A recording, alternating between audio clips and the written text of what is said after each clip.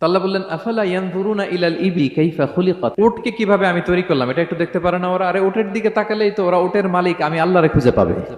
উটের কথা আল্লাহ কেন বললেন? উট হচ্ছে এমন আজীব একটা প্রাণী যেটা প্রাণী বিজ্ঞানীদেরকে হয়রান করে দিয়েছে। আল্লাহু আকবার, আপনি অবাক হবেন উটের যে ফিচার আল্লাহ তাআলা দিয়েছেন। মক্কার লোকেরা উটের গোশত খাইতো, উটের দুধ খাইতো, উটের চামড়া দিয়ে দ্য ফাইনেস্ট লেদার তারা বানাতো, ওটের উপর মাল নিয়ে বোঝাই করে এক প্রান্ত থেকে আরেক প্রান্তে পাড়ি দিত, নিজেরা ওটের উপর রাইডিং করত। এবং ওট হচ্ছে এমন প্রাণী যেটা একসাথে 1 মাস না খেয়ে বেঁচে থাকতে পারে। 1 মাস পানিও খাওয়া লাগবে না, খাবারও খাওয়া লাগবে না। প্রাপ্তবয়স্ক একটা ওট একসাথে 200 লিটার পানি খেয়ে ফেলতে পারে।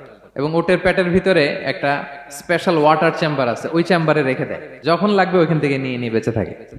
1 মাস না খেয়ে বেঁচে থাকে কি করে? ওটের পিঠে দেখবেন একটা কুজ আছে, এই পুরো কুজটা হচ্ছে চর্বির আধার। ওটের যখন খাবার থাকে না মরুভূমিতে, মাসের পর মাস যখন চলে, ওই চর্বি থেকে